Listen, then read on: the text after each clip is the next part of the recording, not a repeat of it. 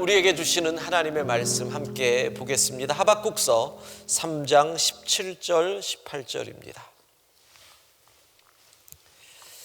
하박국 3장 17절 18절 우리 두 절 말씀을 한 목소리로 같이 읽도록 하겠습니다. 하나님의 말씀입니다.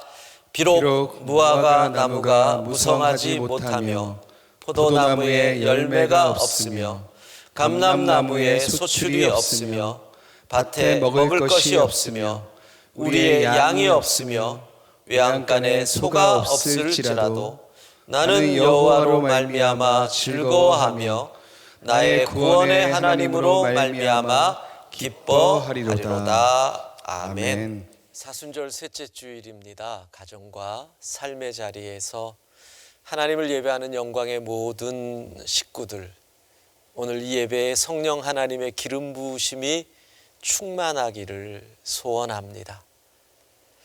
자, 오늘 본문은 우리가 너무나 잘 아는 하박국 선지자의 예언 말씀입니다. 고백이라고 할 수도 있죠. 하박국 선지자는 남유다가 강대국들의 틈바구니에서 고난을 겪던 시대에 하나님의 말씀을 예언한 사람입니다. 그 시절은 제국이었던, 그래서 북왕국 이스라엘을 멸망시켰던 아수르가 새롭게 일어난 신흥제국인 바벨론에 의해서 수도가 함락당했던 바로 BC 612년 그 즈음에 하박국 선지자는 예언을 합니다. 물론 아수르는 BC 605년에 완전히 멸망을 하지요.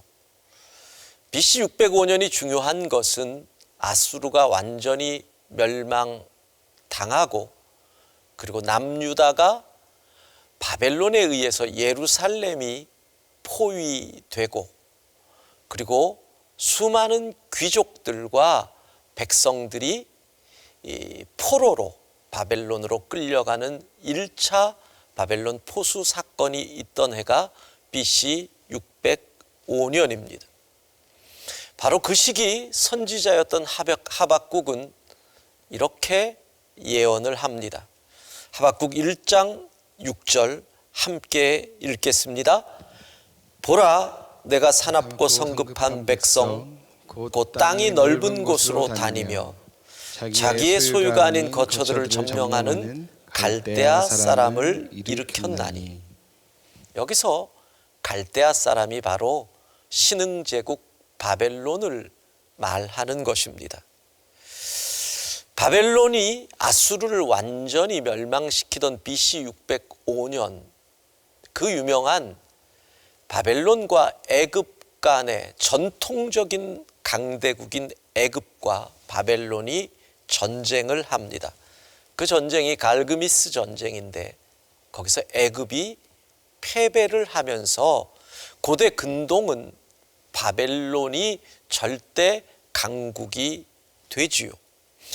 그러니까 612년 BC부터 BC 605년 사이에 하박국이 기록된 것으로 학자들은 생각하고 있습니다.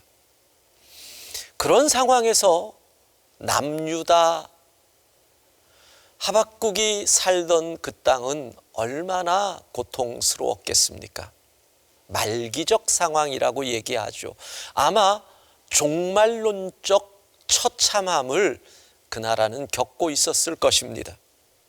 통치자들은 강대국에게 조공을 바치기 위해 그 강대국에는 신흥제국 바벨론뿐만 아니라 무너져가는 아수르도 포함이 됩니다.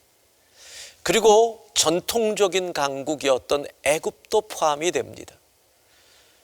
그 조공을 바치기 위한 돈은 어디서 나올까요? 백성들에게 엄청난 세금을 착취했습니다. 종교적으로는 타락합니다. 그들은 살기 위해서 하나님 외에 우상을 섬기고 특별히 강대국들이 섬기던 우상을 섬기면 전쟁에 패배한 이후에 내가 살 길이 생기지 않을까 하는 얄팍한 생각으로 우상을 섬기기도 했습니다. 당시에 전쟁에서 패한다라는 것은 단순히 약탈당하는 정도로 끝나는 것이 아니었지요. 가족들이 흩어집니다. 죽지 못해 살면 노예로 끌려갑니다. 완전히 망가지는 것입니다. 그런 상황에서 하나님의 말씀을 선포하던 주의 종들은 도리어 핍박을 당합니다. 도덕적인 타락과 함께 완전히 말세와 같은 종말론적인 상황, 이것이 남유다의 상황이었습니다. 이것이 오늘 본문 하박국의 배경입니다. 하박국서가 기록되던 그 즈음, 아까도 말씀드린 것처럼 BC 605년 바벨론에 의해 예루살렘 성이 포위가 되지요. 그리고 남유다의 여호야김 왕과 수많은 귀족들과 포로들이 예루살렘 성전에 하나님께 사용되던 수많은 집기와 도구들과 재산과 함께 바벨론으로 끌려갑니다. 1차 포로, 그 포로 가운데 우리가 잘 아는 사람이 있었으니 그가 다니엘입니다. 바로 그 시기에 하박국 선지자는 오늘 우리가 읽었던 그 고백을 하고 있는 겁니다. 여러분, 이 시기에 하박국 선지자의 고백이 우리의 가슴에 큰 울림으로 다가옵니다. 왜? 우리가 겪는 아픔도 만만치 않기 때문입니다. 우리가 겪고 있는 고난도 재앙 같고 때로는 종말 같기도 하고 두려움과 공포가 우리를 엄습하기 때문입니다. 이 상황에서 우리에게는 하박국과 같은 고백이 필요하기 때문입니다. 우리 오늘 본문 말씀 하박국 3장 17절 18절 함께 읽어보겠습니다.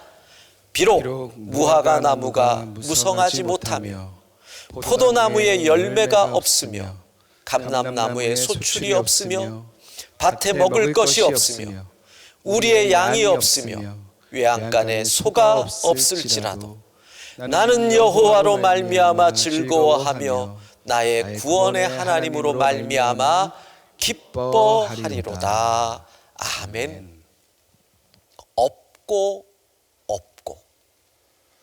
그렇습니다. 그 상황에서 무엇이 있었겠습니까? 그런데 없음 속에서 하박국은 감사하고 있는 것입니다. 이유는 딱 하나입니다. 무한하게 우리에게 부어주시는 유일한 있음 되시는 여호와 하나님 때문에. 사랑하는 성도 여러분, 여호와 하나님으로 인한 하박국의 기쁨과 감사의 제목이 이 시절 우리의 기쁨과 감사의 제목이 될 수 있기를 소원합니다. 그렇습니다. 이 감사를 적용해 보십시오. 비록 가게에 손님이 없어도, 회사에 매출이 없어도, 오늘 쓸 마스크가 없고, 주일 예배 예배당에 교인이 없을지라도 나는 여호와로 말미암아 즐거워하고 기뻐하리라. 오늘 하나님이 우리에게 이렇게 말씀하시는 것입니다. 이번 기회에 감사해 보면 어떨까? 우리에게 이야기하시는 겁니다. 이번 기회에 너희도 감사를 좀 고백해 보면 어떻겠니? 여러분, 우리는 그렇습니다. 가진 것 때문에 감사하고요. 아이가 대학에 합격해서 감사하고요. 남편이 승진해서 감사하고요. 우리의 감사는 늘 있음 때문에 감사였거든요. 이번 기회에 있음에 감사해서 없을지라도 감사. 우리의 감사가 좀 변화되면 어떻겠습니까? 하나님을 믿는 사람으로서의 감사. 그래서 오늘 우리가 생각할 주제는 감사를 다시 세우자. 이것입니다. 여러분, 감사, 우리의 감사를 다시 세우면 어떨까요? 제가 생각을 해봤습니다. 어떤 감사가 있을까? 여러분들도 한번 이번 기회에 감사를 헤아려 보시면 어떨까요? 저는 이번 기회에 제가 깨달은 가장 큰 감사는 첫 번째로 교회의 소중함을 깨닫게 해주셔서 감사하다는 겁니다. 교회를 못 가니까요, 교회가 더 귀하더라고요. 그리고 가짜가 막 드러나니까 우리 교회가 더 귀하더라고요. 지난 수요일에 우리 영광의 가족들이 찬양을 불렀어요. 그거를 우리가 수요기도회 때 영상으로 봤는데 젊은 부부들이 가족과 함께 교회를 사랑하면서 부른 찬양이 너무 은혜가 돼서 우리 주일 예배 때 그 찬양을 한번 소개하려고 합니다. 함께 보시겠습니다.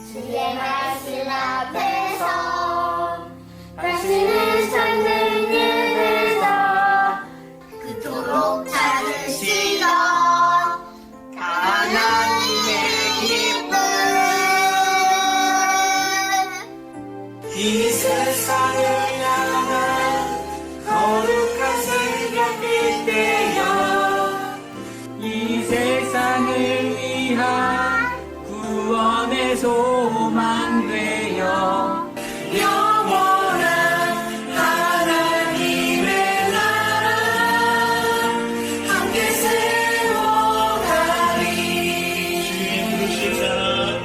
주의 부르심 따라 당신의 삶을 드릴 때 세상은 당신 안에서 주의 영광 보이라. 이 세상을 이긴 주님의 구원사되어 이 세상을 섬긴 주님의 손가락이여 영원한 하나님의 나라 함께 세워가리. 이 세상을 이긴 주님의 구원사되어 이 세상을 섬긴 주님의 손과 발 되어 영원한 하나님의 나라 함께 세워가리.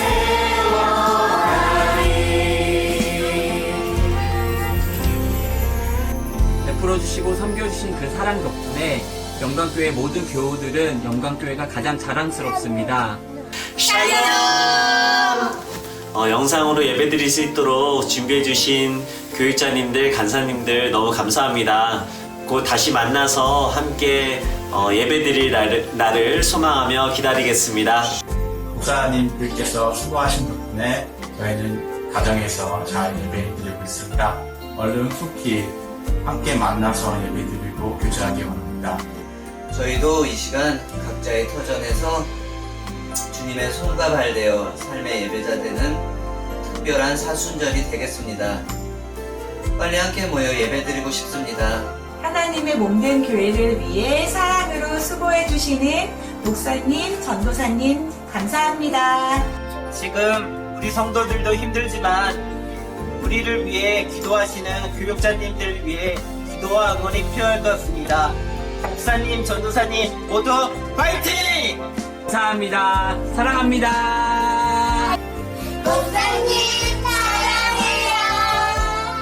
이강은 전도사님 감사합니다. 강혜진 전도사님 감사합니다. 진짜 감사합니다. 목사님, 전도사님 사랑합니다. 사랑하고 축복합니다.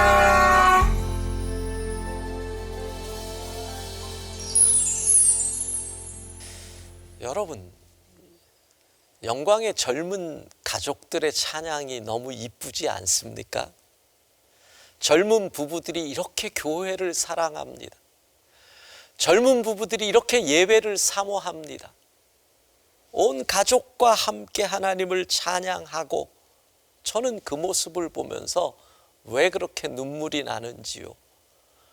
이들이 이렇게까지 교회를 사랑하는구나.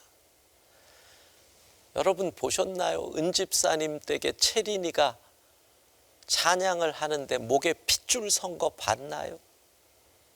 어린 애가 목에 핏줄이 서가지고 그렇게 하나님을 찬양하는데, 목에 핏줄 써서 노래 부르는데 예쁘다는 생각 든 처음 케이스입니다.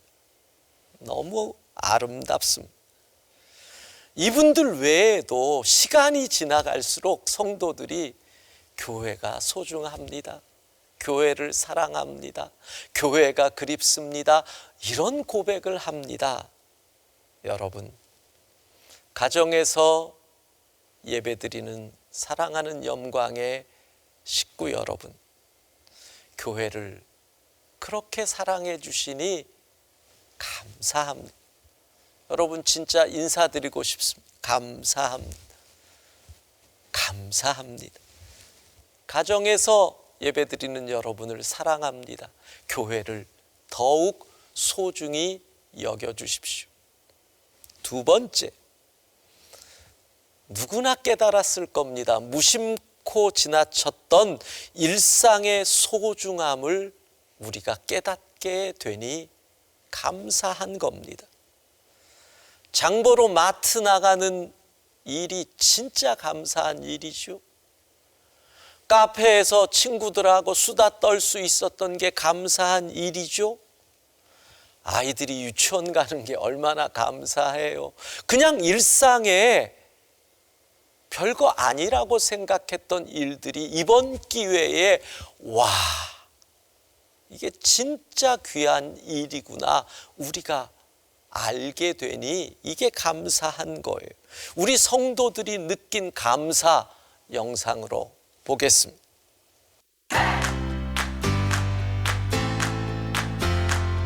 저가 감사하는 것은 어린이집 안 가는 것과 집에서 가정 예배를 하는 게 제일 감사한 것이라고 생각합니다. 비록 교회 가지 못하지만 온라인으로라도 예배를 드릴 수 있게 하시면 감사합니다. 그리고 우리나라를 위하여 기도하시는 분들이 더욱더 많아져서 한편으로는 너무 감사합니다. 제가 이번 코로나19 사태로 깨닫게 된 감사의 내용은 예전과 달리 우리 가족과 함께 할 수 있는 시간이 더 많이 늘어났다는 것입니다. 저는 이 코로나19를 통해서 저희 가정에 어느덧 사라져간 가정 예배, 찬양이 다시 되살아나고 함께 기도할 수 있는 시간들이 늘어나서 감사했습니다. 저는 이번 코로나를 통해 혼자 드리는 예배보다 다 함께 드리는 예배가 소중하다는 걸 알게 되었습니다. 빨리 교회 가서 다 함께 예배 드리고 싶습니다. 주일에 교회에 나와 하나님 말씀 듣고 예배 드릴 수 있는 그 시간들이 정말 감사하다고 느꼈고요. 마스크를 쓰지 않고 맑은 공기 쐬면서 다닐 수 있었다는 사실에 대해 정말 감사하다고 느꼈습니다. 이번 코로나 사태로 인해 많은 사람들에게 기도할 수 있음에 감사드립니다. 이번 코로나로 인해 예배의 중요성을 알게 해주셔서 감사합니다. 가정 예배를 드릴 수 있어서 감사합니다. 일상에서 아이들과 지내는 게 너무 불평불만이 많았는데 아이들과 함께 할 수 있음에 감사함을 느낍니다. 하나님, 가족 예배해줘서 감사합니다. 하나님 사랑해요. 9시만 되면 아이들이 119 기도를 챙겨서 교회 기도 제목으로 함께 기도하고 사순절 말씀을 함께 읽고 찬양하면서 자연스럽게 매일 가정 예배가 훈련되어지고 생활화되어지는 것 같아서 정말 감사합니다. 방학이 일어나서 좋아요. 찬양을 많이 해서 좋아요. 어머님. 엄마도 가족이 함께 할 수 있는 시간이 많아졌어요. 이 코로나19 사태를 통해서 제가 새롭게 감사하게 된 것은 온라인 예배가 익숙하지 못한 저희 부모님을 모시고 저희 집에서 함께 예배드리면서 참 오래간만에 부모님과 함께 예배드리는구나, 그리고 부모님과 함께 드리는 이 예배가 얼마나 소중한지를 깨닫게 된 것입니다.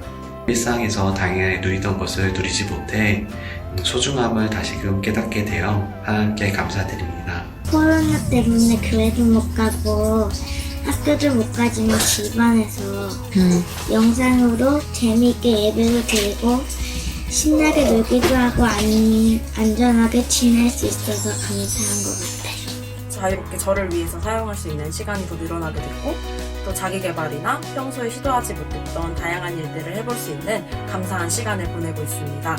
또 평소에 마스크 없이 어디든지 다니던 일상들이 얼마나 소중했었는지 이번 기회를 통해서 느끼게 되어서 감사합니다. 교회에서 예배드리고 집사님들과 셀 예배, 성경 공부하던 일상의 생활이 너무나 그립고 감사한 요즘입니다. 이 상황을 이기기 위해 가족이 함께 찬양하고 119 중보 기도하는 시간으로 저희 가정이 하나가 되어 감사함으로 극복하고 있습니다. 아빠가 코로나 때문에 일이 취소되셨는데 덕분에 맛있는 밥도 같이 해먹고 짐도 정리해서 집이 깨끗해졌어요. 아빠가 일이 취소된 건 슬프지만 아빠와 함께한 시간이 너무 많아서 감사해요. 아빠 사랑해요. 파이팅! 주일에 예배드리러 교회에 갔던 일들이 너무나 감사한 일이구나. 유치원 안 가는 게 감사하다는 아이도 있지만 이건 뭐라 그래야 돼요? 우프다 그래야 되나? 아빠가 일이 취소돼서 슬프지만 우리랑 함께 있어 감사하다는 아이들의 고백을 보면서, 그리고 우리 표집사님, 연로하신 부모님이 이 영상으로 예배드리는 것을 못하시기 때문에 정말 부모님들과 오랜만에 함께 예배드릴 수 있어서 너무 감사하다는 고백이 정말 가슴이 뭉클해졌습니다. 지난 수요일 우리 안재진 목사님 설교에서 풍경이라는 하덕교의 노래를 언급을 해서 저도 오랜만에 그 노래를 들었거든요. 세상에서 가장 아름다운 풍경, 모든 것들이 제자리로 돌아가는 풍경이래요. 얼마 안 있으면 일상을 회복할 겁니다. 여러분, 그때 돼서도 그 일상의 순간순간이 얼마나 소중한 것 잊으시면 안 됩니다. 그 감사를 잊지 말아야 한다는 겁니다. 자, 그래서 제가 이제 함께 가정에서 예배드리는 분들, 가족들이나 또는 혼자 예배드리는 분은 혼자서 생각하는 주제를 드리겠습니다. 이번 코로나19 사태로 인해서 내가 새롭게 깨달은 감사의 제목을 나누자는 겁니다. 자, 이번 코로나19 사태로 인해 새롭게 깨달은 감사가 무엇입니까? 2분 동안 함께 나누도록 하겠습니다.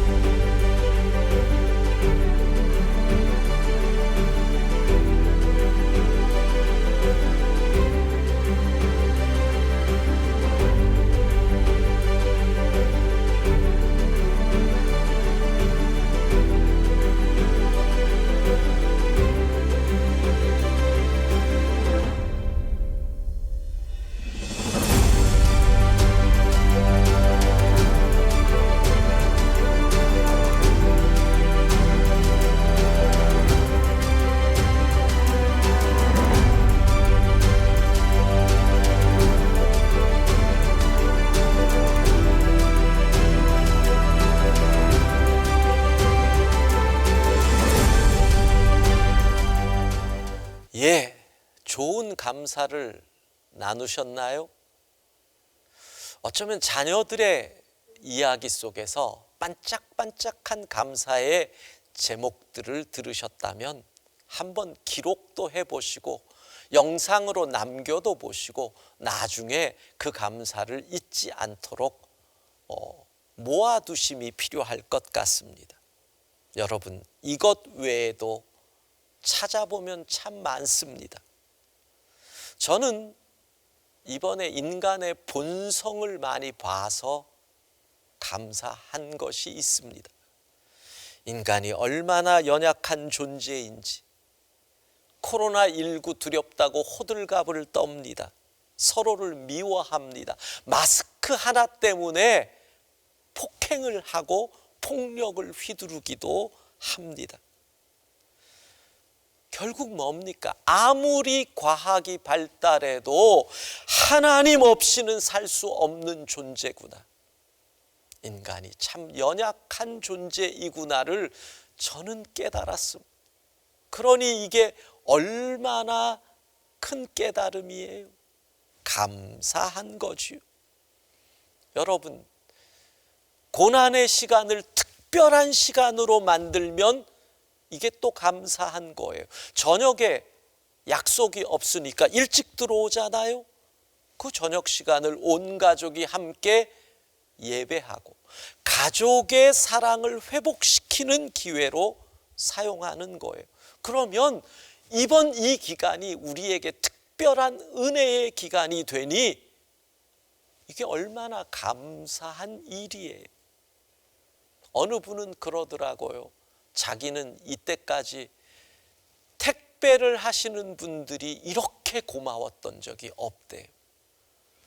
택배를 배달하시는 분들에 대한 감사도. 그러니까 계속해서 이번 주간에 할 일은 감사의 제목을 찾는 겁니다. 우리 교육자들이요, 감사의 제목을 찾아봤습니다. 그래가지고 우리가 잘 아는 찬양 가사를 만들어 보라 그랬습니다. 날 구원하신 주 감사.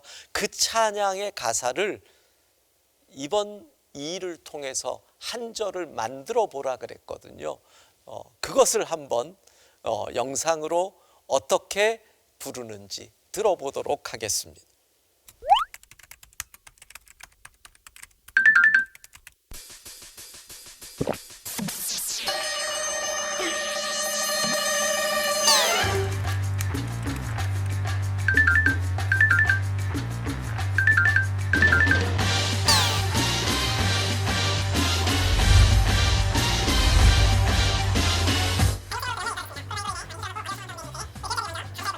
함께 나누어 고백하기로 하였습니다.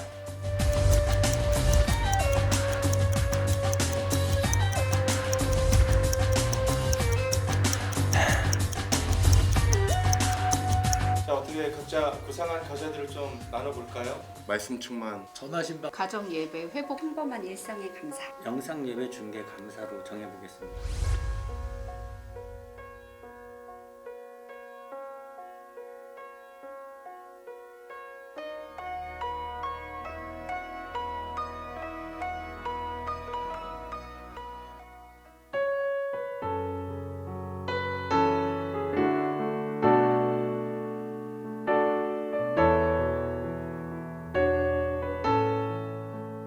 영상 예배 중계 감사, 텅 빈 성전 지킴 감사, 가정 예배 회복 감사, 말씀 묵상 충만해, 마스크 나눔도 감사, 전화신방도 감사, 평범한 일상의 감사, 교회 사랑 감사해, 영상 예배 중계 감사, 텅 빈 성전 지킴 감사, 가정 예배 회복 감사, 말씀 묵상 충만해, 마스크 나눔도 감사, 전화신방도 감사, 평범한 일상의 감사, 교회 사랑 감사해.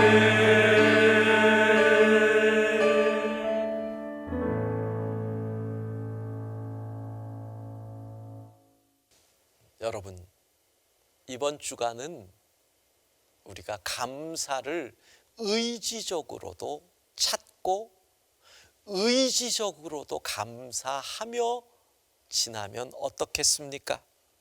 감사를 다시 세우는 주간입니다. 제안을 한번 할게요. 가족들이 조금 전에 불렀던 그 찬양의 가사를 한번 만들어서 여러분들이 부르고 영상으로 교회에 한번 보내줘 보세요. 은혜로운 가족의 찬양이 있으면 상을 드리든지 하여간 해볼 테니까 이번 한 주간 그것으로 여러분의 감사를 고백해 보자는 겁니다. 감사하다고 말을 많이 하십시오. 하나님께도 감사합니다라고 고백을 하십시오. 만나는 사람들을 볼 때 피하지 말고, 기침한다고 피하지 말고 감사합니다 고백하는 겁니다. 감사를 다시 세우고 감사로 충만한 이 한 주간이 되기를 주님의 이름으로 축원합니다.